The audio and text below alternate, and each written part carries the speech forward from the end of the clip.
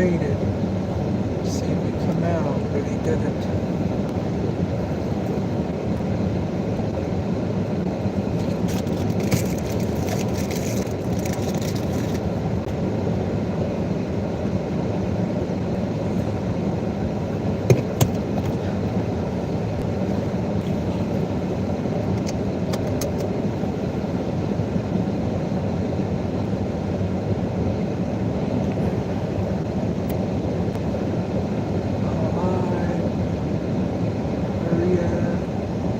Hi, Maria.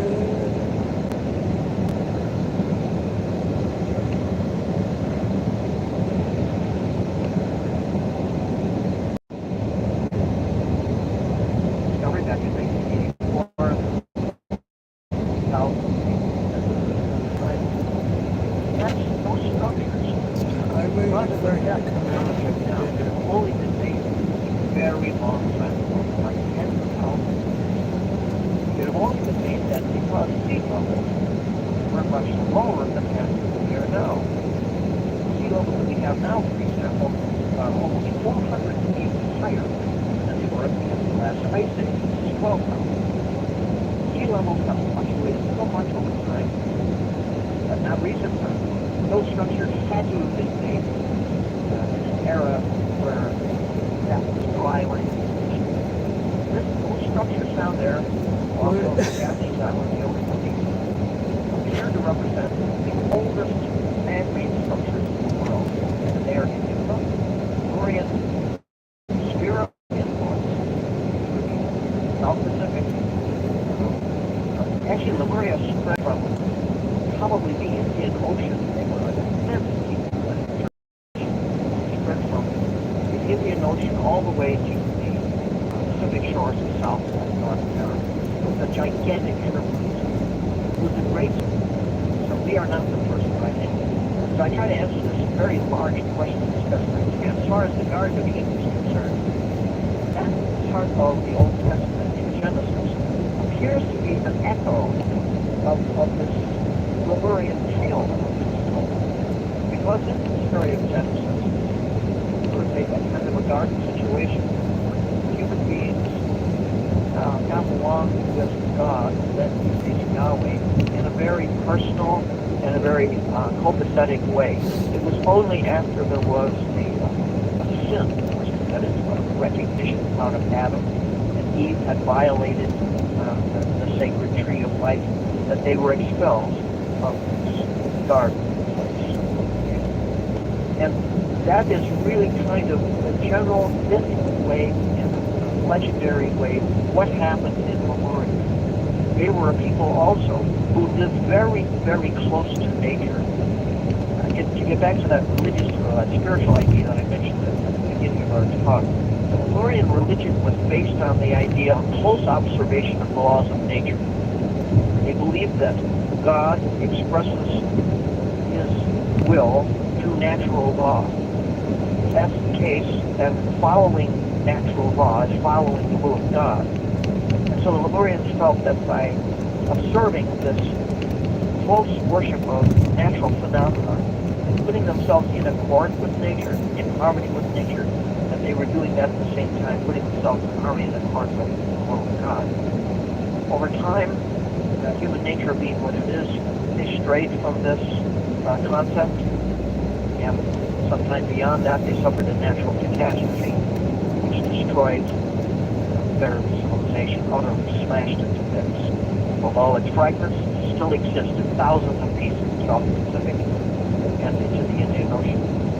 And that general way is the story of Genesis. Genesis is interesting, where God sends an angel to warn Adam and Eve, to drive out Adam and Eve from the Garden of Eden. This angel appears as a great fiery sword in the sky. If you go back and read Genesis, that's how it's described. This angel manifests as this great flaming sword in the heavens. Well, that fits in really quite well. It's a poetic description of what we believe was a comet event that was associated with these major catastrophic upheavals that took place in the Pacific, tens of thousands of years ago. I devote a whole chapter to this in the destruction of Lemuria. It's related to the periodic appearance of a comet known as Comet Encke, EKE, named after the German astronomer who discovered it in 1727. And that this comet that comes by the Earth periodically rains down barrages of material, meteorites, asteroids, which have done terrific damage to our planet over the last millennium. That comet is no longer dangerous. It has gone around the sun so many times that it's worn itself out. It appears every November as it leaves the globe sky, hardly even noticeable. But computer analysis has shown that this comet Encke, thousands of years ago when it was strong, was a very dangerous comet, made very close regular passes to the Earth, and has been responsible for major catastrophic events. So one of those events appears to be associated with the destruction of Lemuria. And this you see reflected in the Bible, the story of the flaming sword in heaven, which is kind of an analogy, a poetic metaphor for a comet. All right, very good. Now, I want to ask you, and I want to clarify this because I don't know. During our last interview about Atlantis, but did Lemuria and Atlantis exist at the same time? Oh, Yes, hey. they did. Waited for you for 10 minutes, parasite.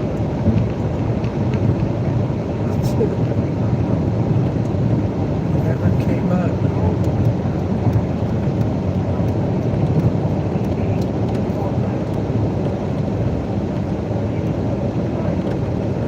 Were so rough after Hubble went off that human beings were forced to cooperate with each other. That survival absolutely depended upon mutual cooperation. And from this mutual cooperation based on survival, society arose. Over time, over the generations, eventually high culture also arose. And that was the origin of Lemuria. Lemuria became this great center for the first high civilization. The Lemurians became missionaries after they developed this religious idea, the spiritual idea of religion. They sent missionaries to other parts of the world, just the same way that Christians do today. Christians have a very deep faith in their religion, and they want to share it with others. And it was the same impulse that drove the Lemurians many thousands of years ago to visit other parts of the world. One of the parts of the world that they visited was Europe, and an island off the coast of Europe, off the coast of Portugal, a large island. And it was on this island that the Lemurians apparently settled and interacted with the local people there to create a new culture that was based on this Lemurian concept of cooperation with nature, living in harmony with nature. And on this island off the coast of Portugal, way off the coast of Portugal, which is 250 miles, it was here that a new civilization arose, which was a combination of which. And that this new civilization was referred to by the great philosopher Plato 24 centuries ago as Atlantis. And so Atlantis itself has Lemurian origins. Although it went its own way, Atlantis became the first called modern state, which technology figures very prominently. And the concept of empire arose, conquest, military, arms. The Lemurians were not interested in much of technology. They did have high technology nonetheless, but their technology served agriculture and it served species. The Lemurians were an entirely peaceful people. They do not appear to have ever had navies or armies. They did would appear to have a coast guard much later, towards the end of their time. Talking now towards the end of the Lemurian civilization, this would be about 4,000 years ago. Lemuria lasted a very long time. It probably arose sometime around 70,000 years ago. I'm thinking maybe a little bit less than that, maybe 68, 65,000 years ago. It lasted all the way until about 4,000 years ago. And actually, some of the Lemurians, at least racially, survived into the early 19th century. We'll go to that later. So they lasted a very long time. Towards the end of their civilization, they did create a kind of coast guard, but it was not an offensive military organization. It's not meant for conquest or anything like that. But the Atlanteans, after they developed from their Lemurian roots, they did become very much interested in conquest, in material riches, and very much like our civilizations. All right.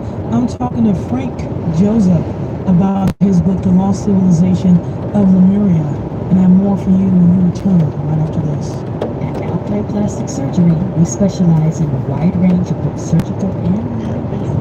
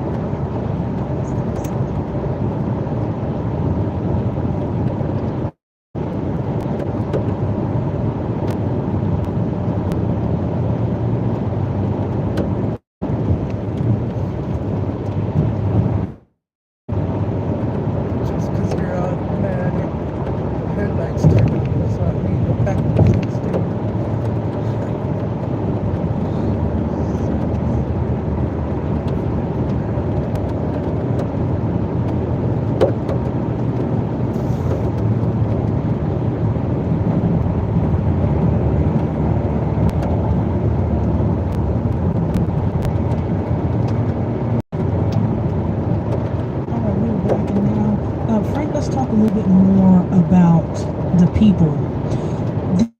People have psychic powers, like from their third eye. I thought I read that somewhere, but I'm not.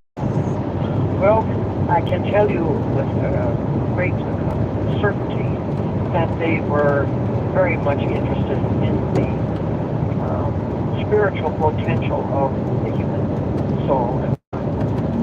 There are numerous traditions amongst the Polynesian people of their ancestors, which they variously describe as people from Lula Lemuria, as having enormous spiritual powers.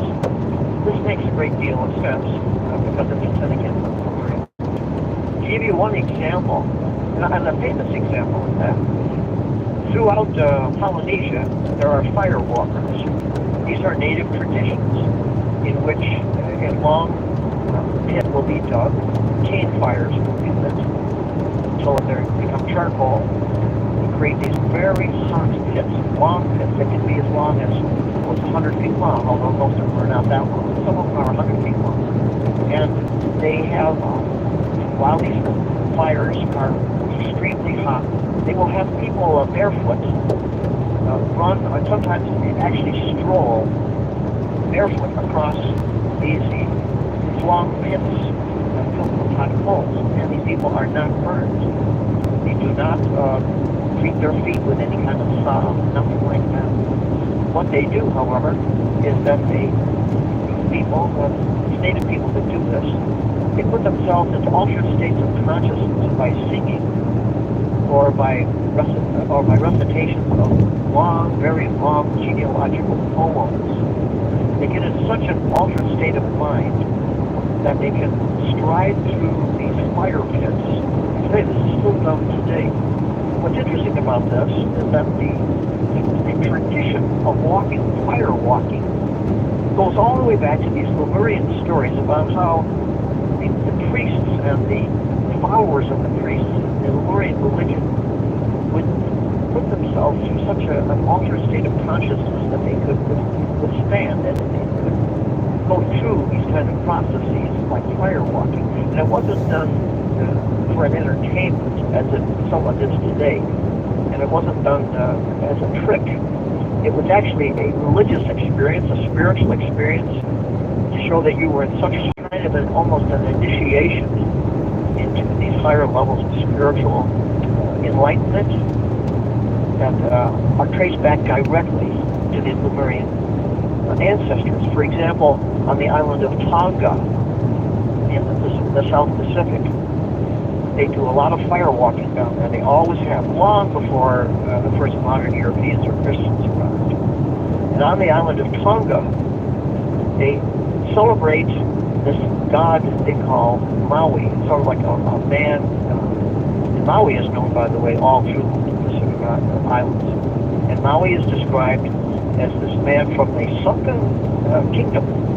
And before this kingdom sank, he and his followers arrived on Tonga with these high spiritual principles and practices, of which fire walking was one of them. You find that all through the Pacific. Whenever you find the fire walkers, there's always local tales about the origins of this practice coming from this sunken kingdom that was once splendidly powerful throughout all of Polynesia. There's something else I want to talk about before we get too far away from the people.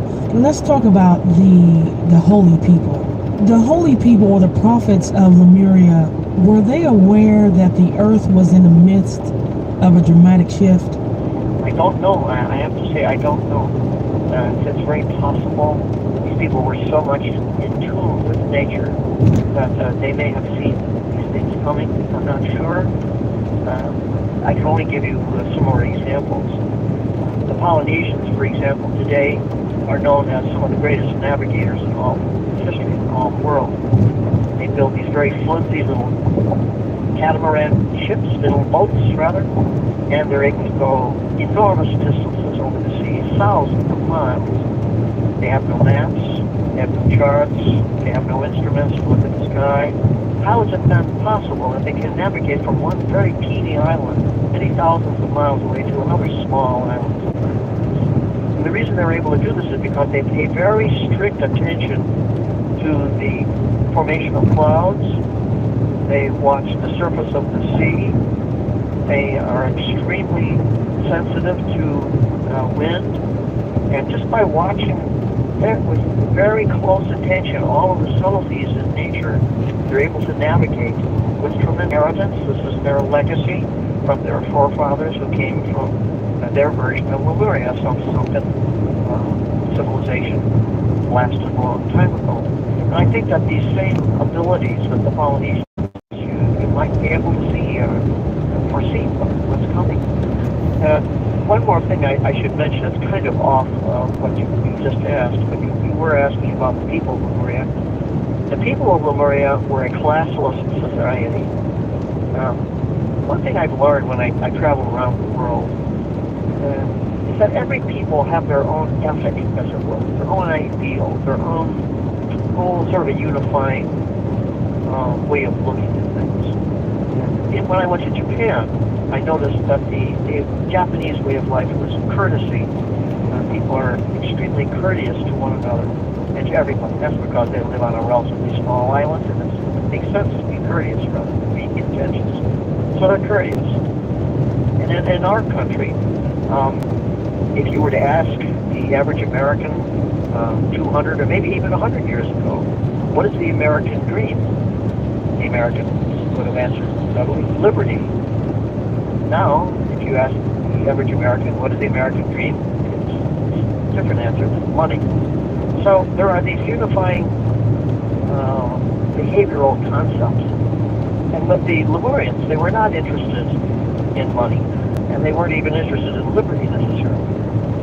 They were more akin, more similar to today's Tibetan Buddhists, or the Tibetan people, actually. By the way, the Tibetans have a terrific Lemurian heritage, which I go into some detail in the book.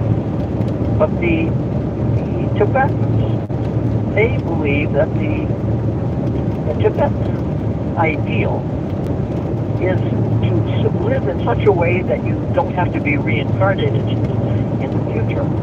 In other words, to live so much the spiritually active life that that's considered the Tibetan dream. Individually and collectively as a people, no matter what you do, no matter what your occupation is, to live in such a way that you live in harmony with your spiritual destiny, I think. The Lemurians, I think, had a concept very similar to that. I'm not entirely sure that they believe in reincarnation. There are some indications that perhaps they did. I don't know that for a fact. But I do feel very strongly that the Lemurians had this idea of living in harmony with nature so that no matter what happens, they'll have a basis for happiness. There were really only two classes, if you can call them that, in Lemuria. The vast majority of Lemurians were farmers and fishermen, and wealth was based upon not so much one owned or one's vast territories or real estate that one had. One's wealth was the richness of the human soul. That was the important thing. They did have a ruling class, but the ruling class was entirely, it would be like, that's a bad analogy, I was going to say if the Pope ruled America. I'm not really excited about today's Pope or even Pope, but the basic concept is the same. In other words, I guess a better analogy would be like the Dalai Lama. The Dalai Lama is the de facto ruler of the Tibetan people. Of course, they love him. There's universal respect for him. He doesn't have to worry about making a State of the Union message or anything like that. But the Tibetan people feel that their true leader is the Dalai Lama. And I think that the Lemurians had a system very similar to that. They didn't have really a king. They had more like a spiritual leader that was there. You see that, I think, most accurate, like, I think something like that. So I'm trying to define the Lemurian people as best as I possibly can from the facts. I'm not trying to invent anything here. I'm trying to interpolate from the facts. And those facts are archaeology, hard material finds, that I mentioned, like Yogini, and from the collective memories of people, folk traditions of people. I think those represent a really powerful body of evidence that shows that the Lemurians were a relatively simple people, and this is not to say that they completely gave over a material life, by no means. They lived very well. They lived off the richness of the sea and the bounty of the land. They had no cities in the sense that we have cities today. Our cities are a concentration of everything: population, industry, culture, commerce, everything jammed together. The Lemurians had nothing like that whatsoever. They had their marketplaces, to be sure, but their cities, if you could even call them that, were really ceremonial centers where nobody lived, but everybody went to. It appeared to have loved ceremonies, rituals, and things like that. So when people would go to their capital cities, they were always beautiful religious places or spiritual places of gathering. And I think that's the big difference. So we're talking about a gentle people, very much like today's Tibetans. And I think that's the secret of their success. That's been a long time, longer than any other society. It was only a natural catastrophe, a series of natural catastrophes that utterly destroyed Lemuria. But it didn't destroy the Lemurians. Many survived, most survived. They had no land to go back to anymore, but they went to other parts of the world, and they infused into the places where they went the cultures that they came in contact with. Lemurian ideas and ideologies. That helped to form Buddhism, and it helped to form some of the pre-Columbian ideas of the Inca people in Peru and so forth. So the Lemurians, they lived on a long time and had terrific influences throughout the world. Now, I want to ask you also if some of these Lemurians went underground in order to survive. What happened? Well, that is a really interesting question. The reason I say that it's interesting is because our listeners may not be aware of this, but in Turkey, which is, of course, far removed from Lemuria, really, I don't believe has anything to do with it, but in Turkey, what they used to call Asia Minor, or now referred to as Anatolia, in other words, Turkey, there are a number of underground cities, and these are really cities. I mean, they're like 12 stories deep beneath the surface of the earth. It's incredible. Our listeners who are unfamiliar with this and would like to know more, they can just go onto the internet and type in Turkish underground cities, and they'll be amazed at these underground metropolises, these urban areas. Whether the Lemurians had anything like that or not, I don't know. I rather doubt it, because most of these islands in the Pacific are made of coral and limestone and things like that, and they don't lend themselves well to burrowing in the earth. Were these people in Turkey associated with Lemuria somehow? I don't know. But nonetheless, these ancient cities that are subterranean definitely existed, and they are very mysterious. They have not been investigated as thoroughly as they should be. It's another part of our failed educational system that nobody knows about. These are interesting and important things. Whole cities underground. Who did this? Who made these things? Why were they made? No one really knows. But as far as the Lemurians, I think mostly they escaped. They went elsewhere when they saw their society being shattered by this natural catastrophe or series of catastrophes. I think that they went elsewhere for refuge and for shelter.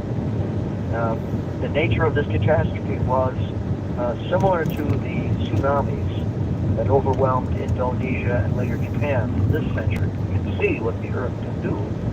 When it gives up into a massive upheaval like that, that entire civilization can be wiped out. And Japan wasn't wiped out, but it was severely damaged. Indonesia suffered terrifically. Over 126,000 people drowned. And something similar to that happened with Lemuria.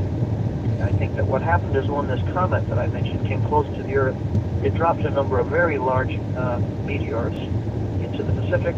These meteors caused tsunamis that sent these huge waves throughout the Pacific.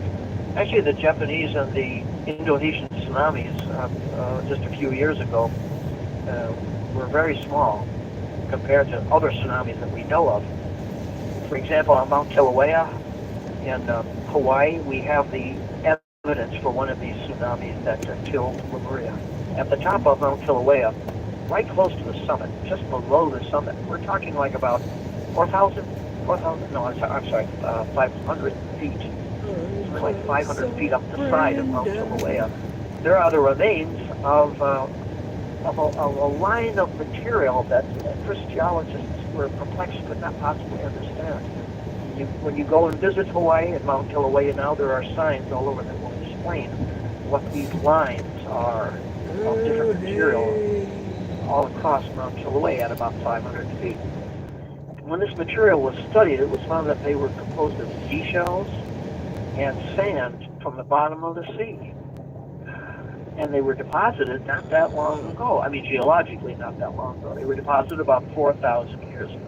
What on earth could have done that? Well, now it's understood. This long line of seashells and beach sand from the bottom of the sea was deposited by a tsunami that hit Hawaii about 4,000 years ago. They now know, because of that line, the town called that tsunami that roared across the Pacific and struck Hawaii was 500 feet high. A wall of water 500 feet high. At Alpine Plastic Surgery, we specialize in a wide range of both surgical and non-invasive aesthetic treatment options, designed to help you achieve the results and look you've always wanted. Nobody cares Whether about you're your looking to- surgery. Hold on. Be right back.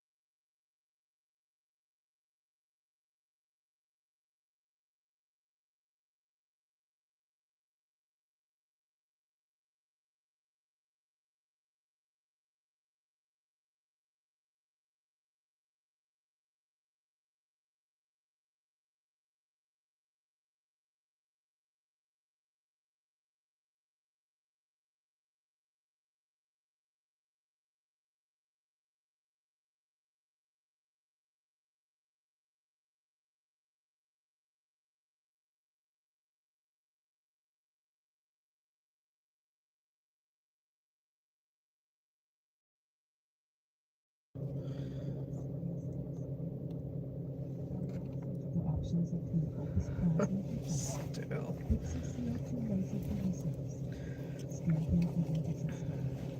We also offer all the comfortable injectables including contacts, that's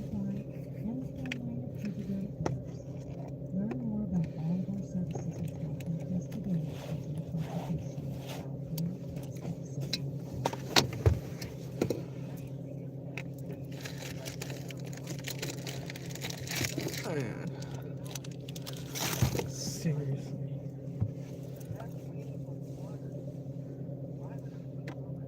Was traveling over 400 miles an hour. We are very small little creatures that poke about the earth, and we don't have a clue about the dynamics of this planet. And whenever they do take place, we are shocked. But that wave of water swept across the Pacific, hit Hawaii, and absolutely deluged and wiped clean Florida. Imagine a wall of water traveling across the Pacific 500 feet high, going 400 miles an hour. There's nothing. Like how people sneak out when you go to work.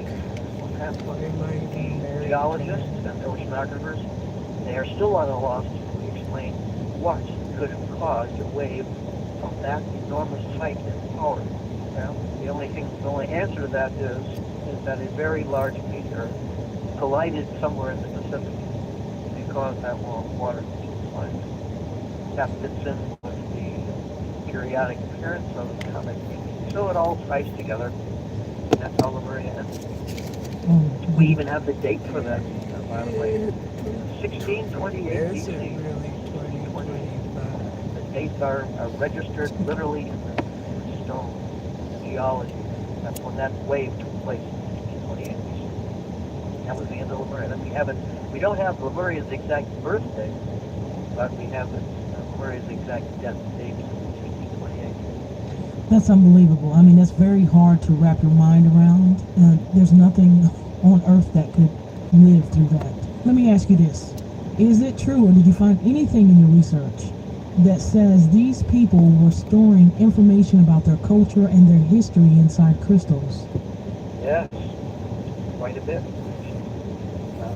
I believe they had a technology which was very different than ours. People say, or they ask, well, was Lemurian culture superior to ours or not? It's not a matter of superiority or inferiority, but of difference. And somehow the Lemurians worked with crystals to such an extent that they have left a very indelible record of the folk traditions of people throughout Polynesia. To give you one example, a prominent example is a very famous place called Easter Island. Easter Island's Lemurian origins are just overflowing. There's an entire book just on Easter Island and Lemuria, and I devote several chapters to that particular island. And it's called Easter Island, of course, because there was a Dutch captain in 1712 or 1722 who found or discovered this island on Easter Sunday, 1722, and it's called Easter Island. But the native people, they referred to it as Te Pito Te Henua, which means the navel of the world. Why would they call it something like that? The island was considered an extremely sacred place, kind of a capital or a center point, hence its name, navel of the world, in the middle, and it was named after a stone called Te Pito Te Kura, or the navel of light. And the Te Pito Te Kura still exists to this day. You can look at it. It's on Akapana Bay, the shore of Akapana Bay, which is the north side of Easter Island. And they have a little museum there. And Te Pito Te Kura, or the navel of light, is this beautifully polished oblate stone. Ain't much to look at. It's very nice. It's almost like a gemstone. It's about a foot and a half, not even that big across, kind of oval shaped. And then when you look at it, you realize it's a crystal. It's a crystal of some kind. And it was this crystal that was the most important single object on that island and enshrined. The reason why it was important is not because it was symbolic or it was nice to look at, but it was considered a power stone which only the top elite of the society had access to. And with this crystal, they were supposed to be able to, well, the crystal was supposed to enable the person who knew how to work it properly, how to make this person's mind range over time, backwards and forwards over time, to range through all dimensions of space was a mind-altering device. The same concept was found across the sea on the shores of Peru. It was an early Inca king named Pacacutec. Pacacutec, he had a stone just like this. It was given to him by his flood survivor ancestor. The same story is repeated. It's amazing. You can follow these themes. They get repetitious. Where they talk about the ancestral origins of these crystals. Pacacutec had his stone, his power stone. Sometimes it's referred to as a mirror. The Spanish referred to it as a mirror, but it was not a mirror. It was a highly reflective crystal. I think there's something lost in translation there. But the Spanish saw it, and they probably stole it because it doesn't exist anymore. Or maybe they just threw it away because it wasn't gold. But Pacacutec had this crystal, which he'd also gotten from his blood ancestors, which had the same capacity. He said when he could look into this so-called mirror or crystal, his mind was made over time and space. This is a lost technology. It's a spiritual technology. As I said before, the people, the Lemurians were deeply spiritualized people. They believed in the cultivation of the psychic side of it. There are still traces of that in Polynesia today. You have Polynesians are very famous for their a cappella choirs, where the entire population of an island, either a small or a large island, will get together and they will sing these songs. And they don't sing them for entertainment only. They sing these songs to achieve that altered state of consciousness that I mentioned before. So here these are indications of people at work spiritually. And if they did work with crystals, absolutely. We don't have that technology anymore, that spiritual technology. Our technology is very mechanical, practical. It's not esoteric. That's a very excellent question about crystals, and it fits quite well with the traditions of the Polynesians and other peoples there in nature. Thank you for sharing that with us. I do appreciate that, Frank. Now, a couple more questions. One I want to ask you about that I heard you talk. You talk about on another show, and it was I think it's called the Mamnadal. Can you tell us how that relates to Lemuria and the strange things that go on around that structure? Namnadal is probably the most outstanding ancient structure in the world, and nobody knows about it. Very few people. Namnadal is located in probably the most obscure spot on Earth, certainly among the most obscure spots on Earth. The nearest landfall is Japan, which is 2,400 miles north of nature landfall. And what's outstanding about Namnadal is that, people, when they hear this, they think I'm making it up. It's fantastic, and I can't believe it. But this Namnadal is a Micronesian word. A Micronesian word, I'm sorry. It's in Micronesia. Any of our listeners that find this incredible, and I certainly do, they can just go on the internet and keyboard in Namnadal, and they can see it all and read about it themselves. Namnadal means the spaces in between in Micronesia. And it refers to a city Still on here, built Mom? on a coral reef underwater. Yes, the foundations for the city are underwater. It is due north. You can just go a boat across from the nearest island, which is called Konap. Konap is a very small island, nothing much to speak of. Just north across the water is Namnadal.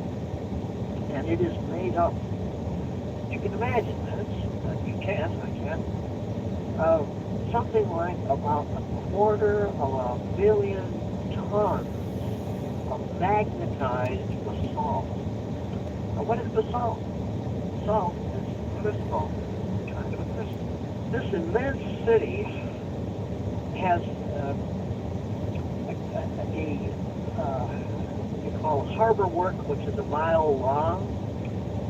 It has towers, which originally stood 60 feet high. Now I think the tallest one is about 20 some feet Looks high like because the everybody city is showed being up at slowly destroyed by jungle growth. It has an immense staircase, a grand staircase. It is made up of what look like canals connecting these various structures. There's something like over 9 square miles of stonework, superbly cut stonework. The towers that I'm referring to are built of this magnetized basalt shaped like great logs of crystal, dark crystal, gray crystal. And they're stacked up like Lincoln logs. Look rather crude, very powerful, very monumental.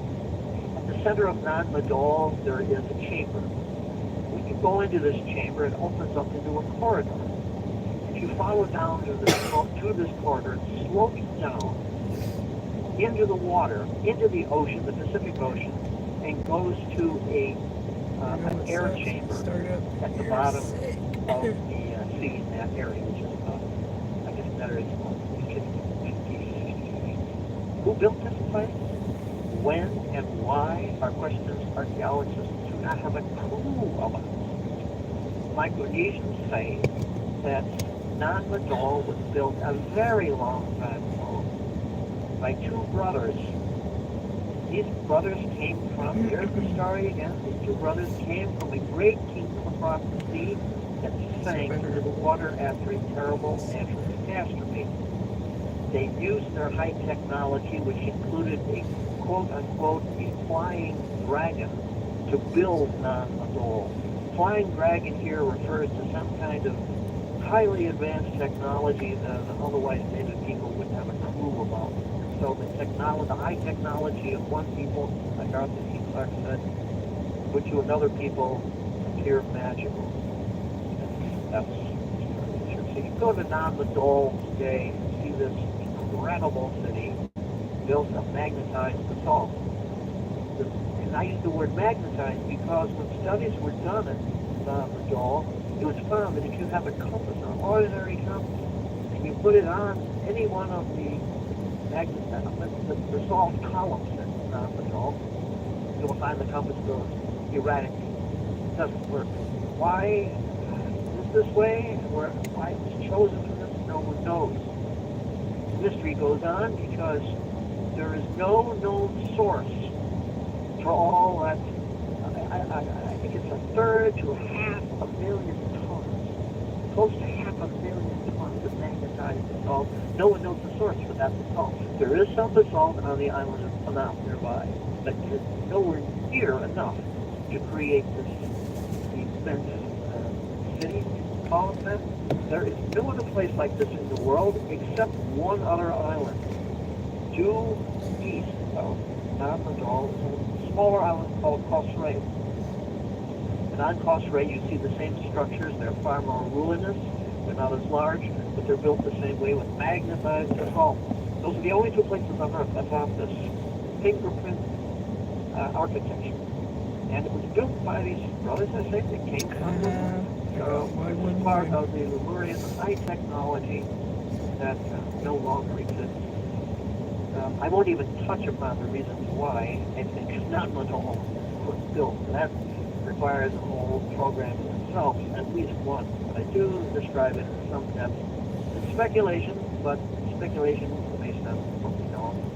I described it in a couple chapters of my book. Okay. Now, my last question. Were there any metaphysical channelings by Edgar Casey about Lemuria? Yes, quite a bit. And very interestingly, Edgar Casey, for our listeners not familiar with that name, he was by far the leading psychic of the 20th century. He was a very simple man. He was a relatively uneducated man. He suffered a life-threatening accident early in youth, and that accident appeared to have survived it, opened up some kind of channel or something in his mind. And he was a very brilliant man.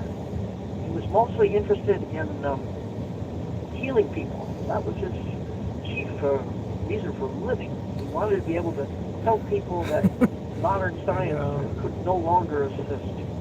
And he had access, he said, to these kind of records, the Akashic records or spiritual records somewhere when he went into a trance state, a light trance state. He'd come back with these cures for people. They work many times.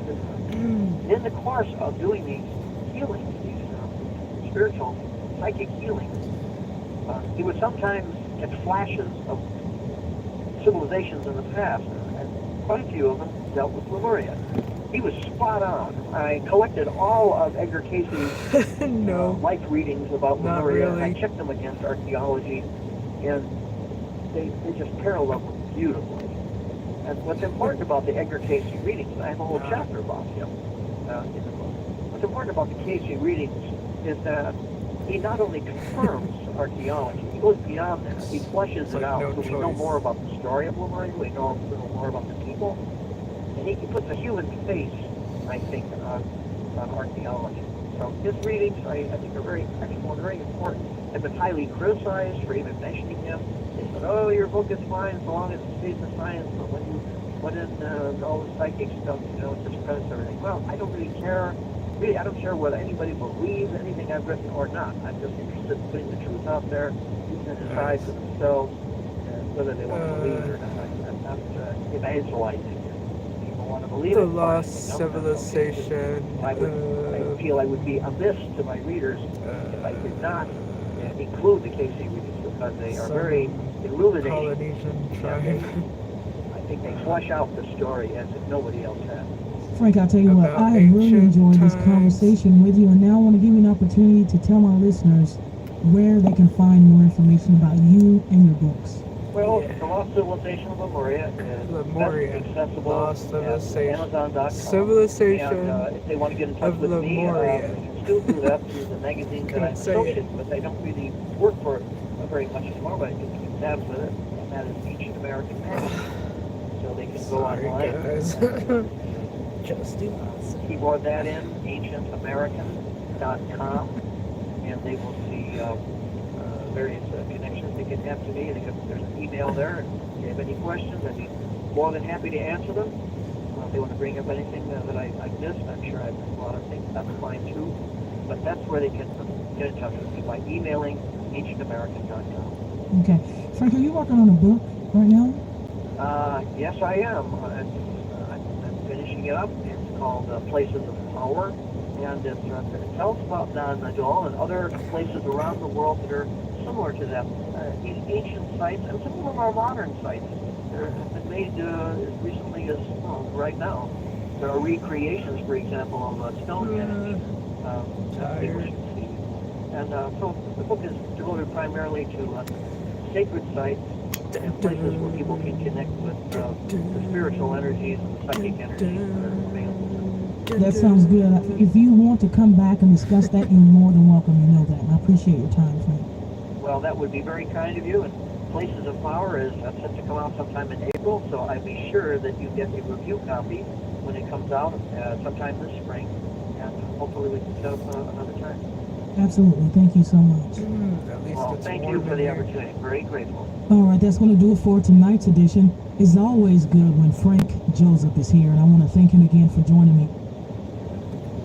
I want to thank my producer tonight, Kim, and the Mysterious Radio team. I'm your host, K-Town, and I will see you next time on Mysterious Radio.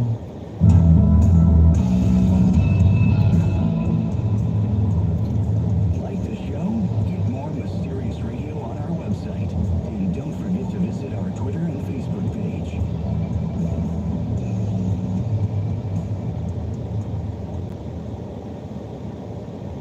Plastic surgery, we specialize in a wide range of both surgical and Nobody non-invasive cares aesthetic about your surgeries. We like natural. Natural.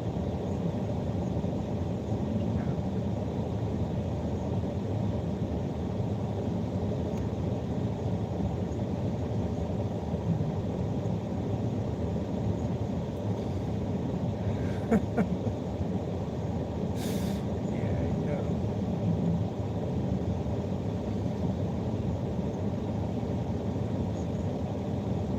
Me fui a trabajar y mi esposo se fue a comprar dulce.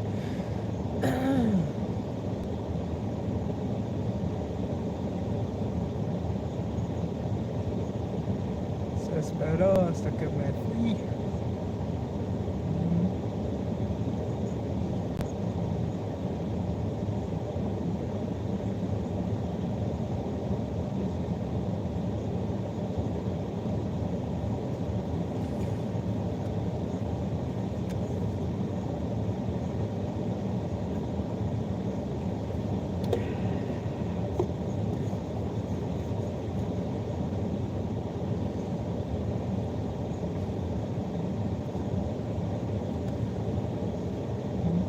facelifts, and more. They're still talking on their server. Okay.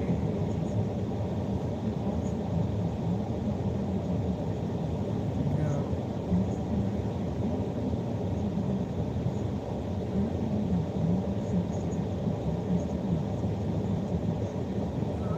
I feel like I have cat hair in my fucking face.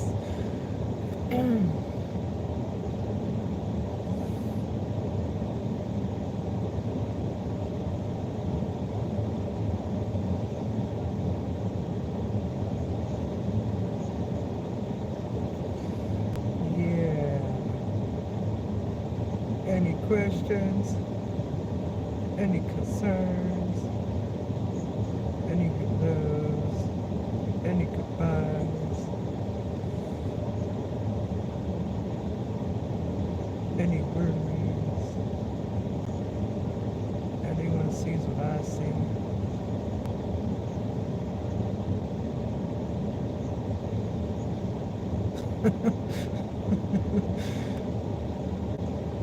I'm just trying to start conversation, but I suck at it. Suck at it. That's why I put stuff on the radio.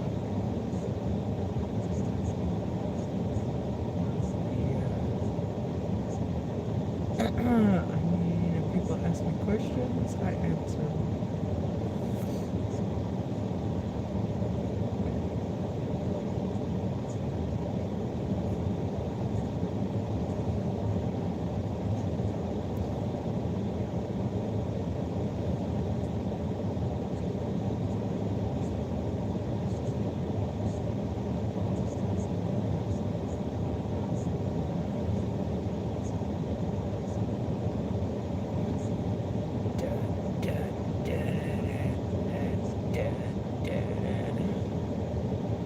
What?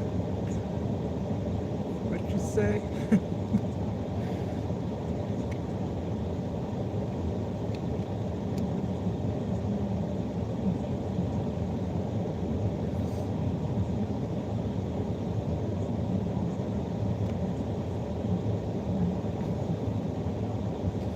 Keep seeing cars.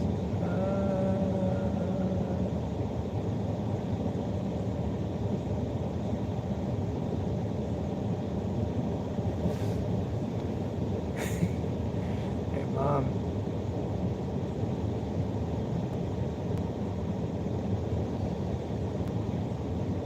Kidding.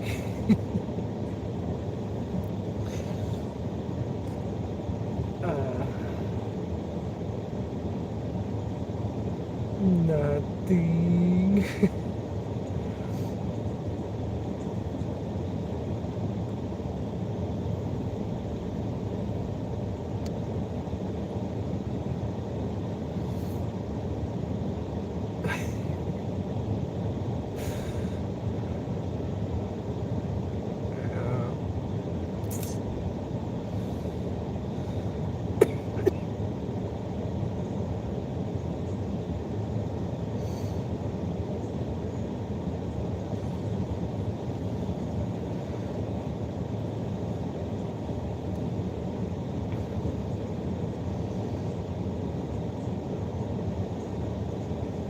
Damn, bright lights in my face. Kidding.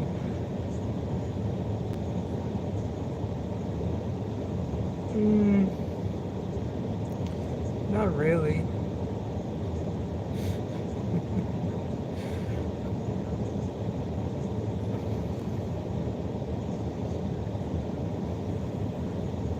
Embark on a journey into the far reaches of the cosmos, all the while interacting and soaking in information from the seemingly friendly occupants who had collected him from his car at the lonely Mexican roadside. Perhaps what also makes this account intriguing and quite possibly I guess I should put my shoes on.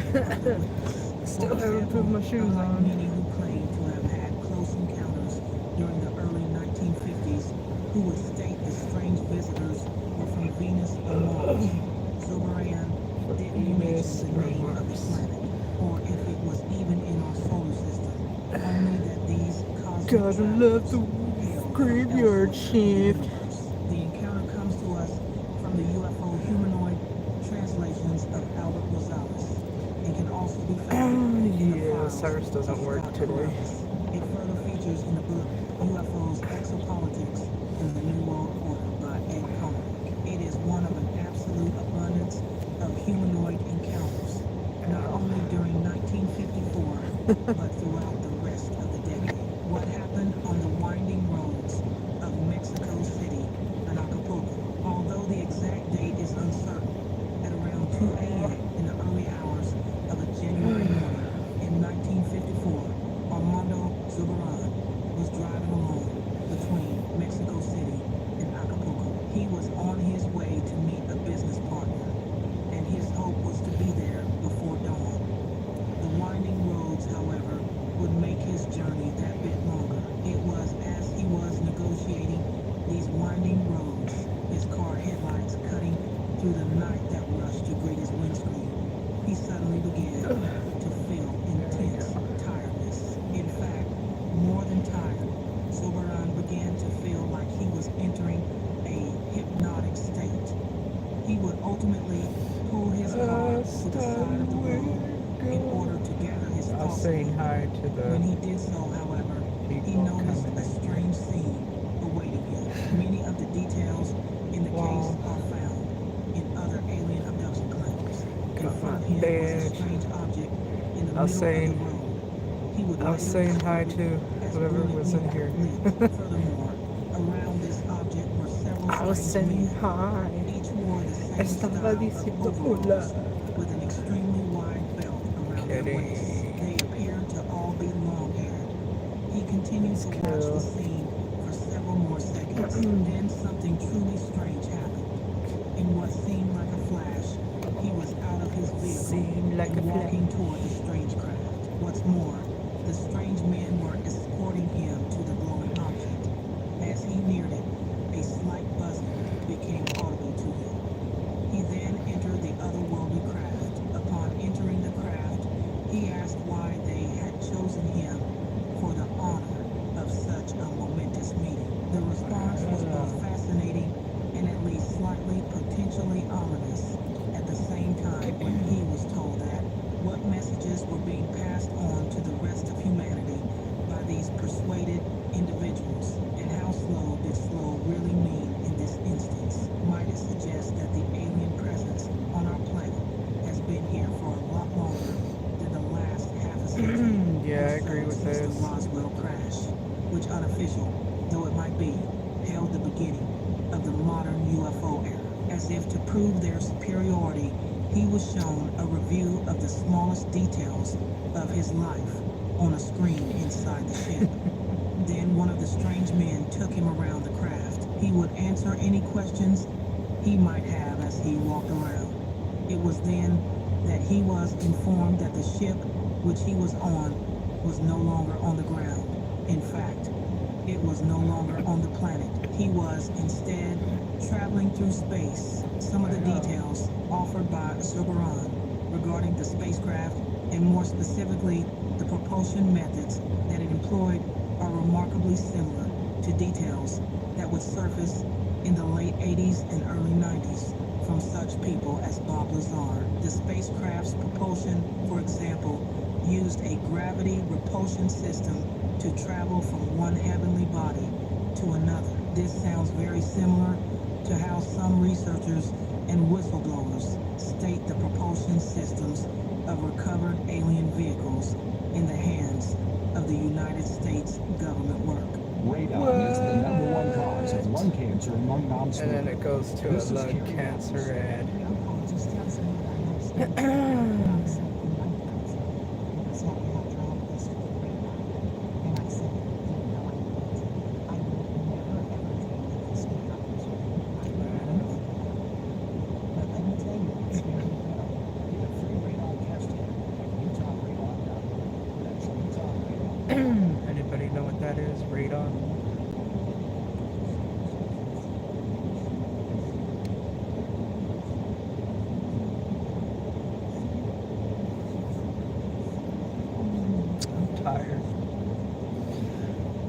I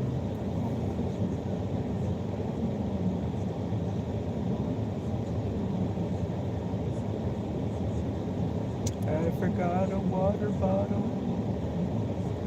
Damn it. My name is DJ. I was in Jersey, guys. I called Sick Green Jetson because the insurance Hey, Sick Freshly Green Jetson Wild. with making sure that I was taken care of. 2025. Sick Green Jetson. Thank you, thank you. Thank you.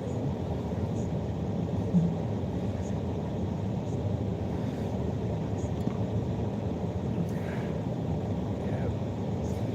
Almost time. Listen to this. No, that's a commercial. My bad.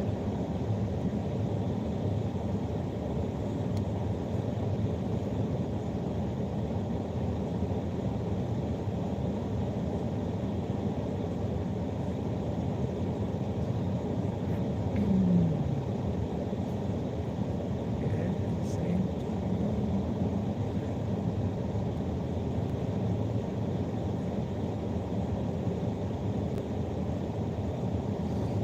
Maybe it's 5202. Maybe we're in that year.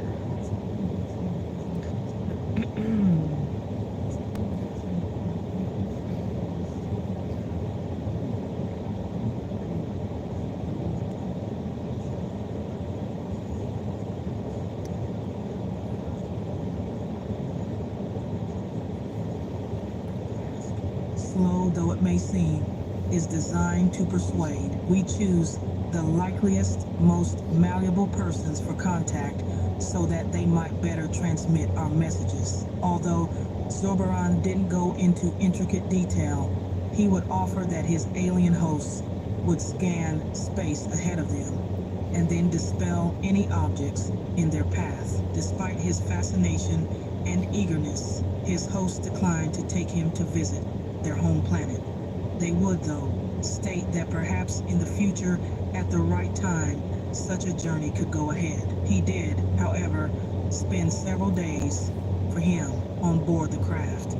He would sleep and eat with the crew, and even use the equivalent of a shower on the ship, which he would describe as being covered in warm air, which then grew stronger and transformed into damp air. This would then impregnate the skin. Zoberon then received liquid soap, which he would apply to his body.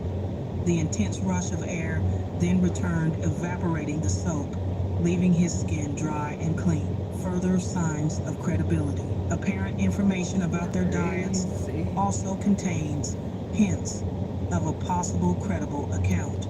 And what's more, it is perhaps the details left out that suggest this. For example, we have mentioned previously how many such close contact encounters just happen to match the personal beliefs of the witness, with diet being just one. However, according to Zoberon, these spacefaring aliens had a diet, while different in the specifics, that was very similar to ours. It would consist of vegetables, starches, and grilled meats, fruit and fruit juices. Apparently, similar tasking to mangoes also featured heavily in their diet. Might Zoberon be a credible witness? This could be a particularly interesting detail and reminds us of an account given by UK UFO researcher Timothy Good. The incident also occurred in the South American continent and featured reports of an alien facility in the area, but more specifically of interest to us here, of a report from another apparent contactee who would claim that these alien visitors had a particular interest in the fruits that grew on Earth. They were, he would claim, crucial to their own diets, and how they could mix them with their own to create a new strain. Perhaps another intriguing, if bizarre detail, is the assertion that the provision of the crew would arrive with the ship via telepathy.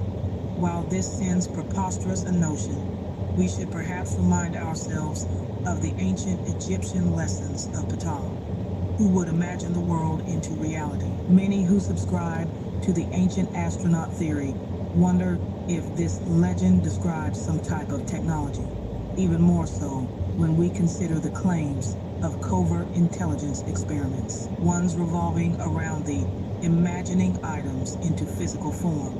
Or perhaps we should consider the cases in modern quantum physics of particles not existing until someone physically observes them. Another aspect that would contain a potentially important piece of information regarding the authenticity of the account is the information about the extraterrestrials' society and beliefs. One detail that surfaces is that they enjoyed a utopia of sorts, one due to the master, or more interestingly, the beloved number 9, and an ideology of collaboration over competition in their society for 3,000 years. The mentioning of a beloved number 9 is particularly interesting and could possibly have a connection to the alleged Project Penguin. According to the conspiracy, this project group would channel non-physical beings.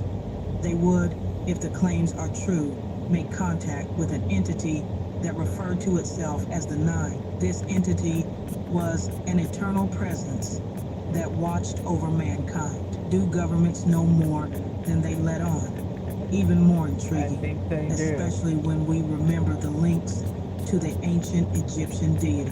Ptah, mentioned above, is that this entity would eventually claim to also use the name Atum, who just happens to be one of the 9 creator gods from the beginnings of ancient Egypt. Perhaps also worth mentioning is that these sessions began in 1952, only 2 years prior to the abduction of Zurbaran, and indeed the 1954 UFO wave that would sweep across the planet over the 12 months following it.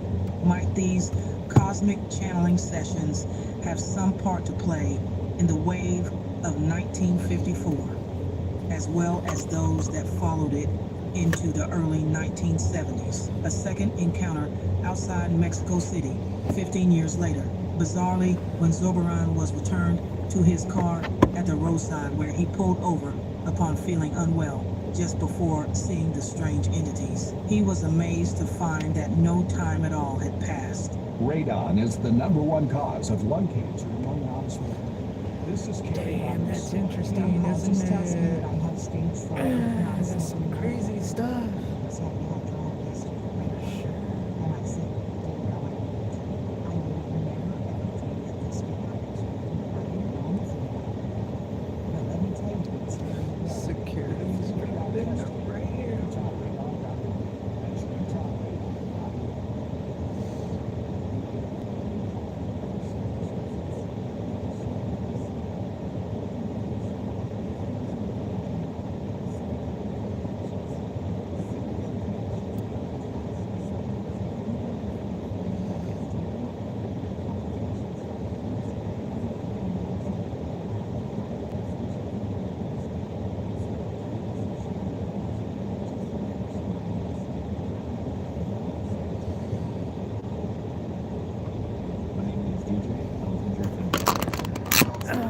Alright, ladies and gentlemen, you got 5 minutes. 5 minutes. I'm gonna say goodbye until the daylight. Even more bizarre, Listen to this. unsure what to do, he would continue on his journey to his business meeting.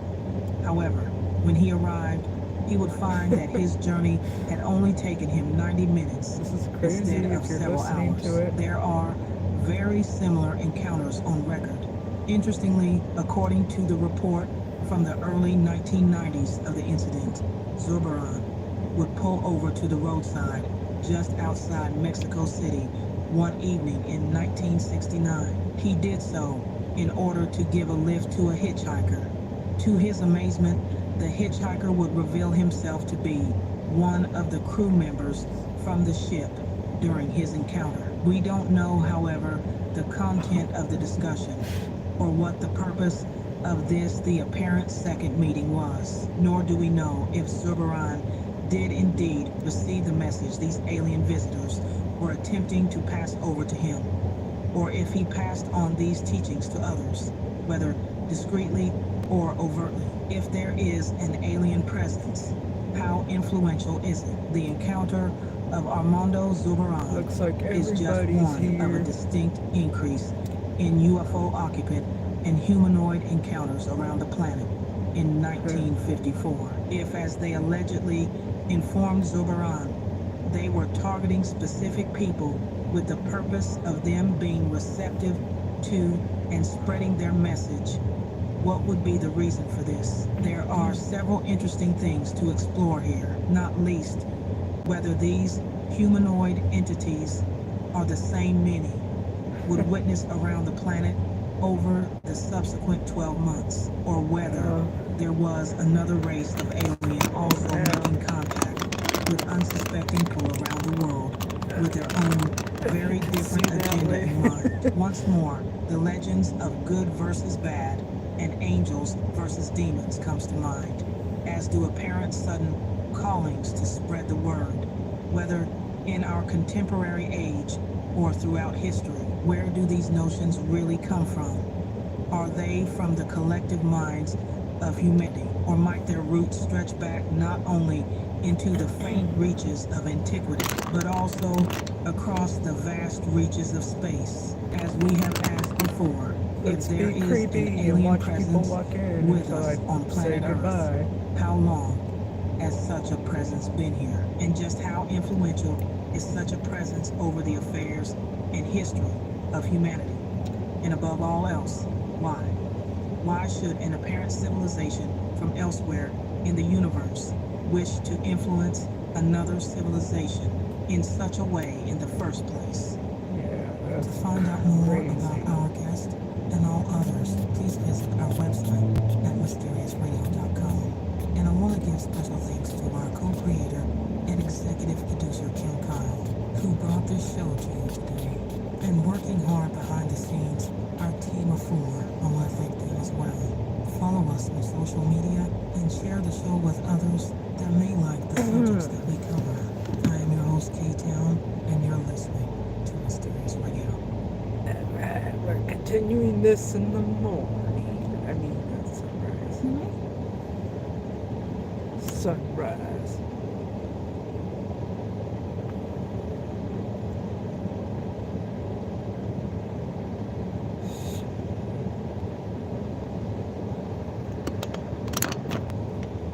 Ay, ay, ay.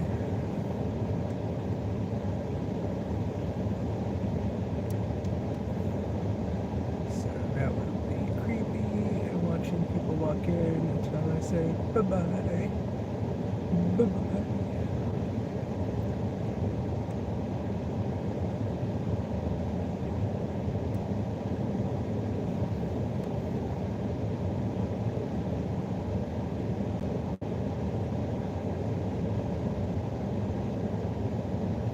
Imagine it's cold outside. It's nice and warm in my car. Summertime is warm. It's sitting.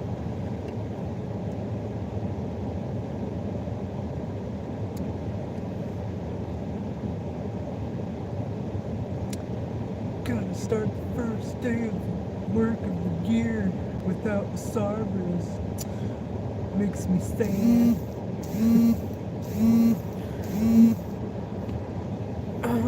Oakley dokley. This is where I say goodbye.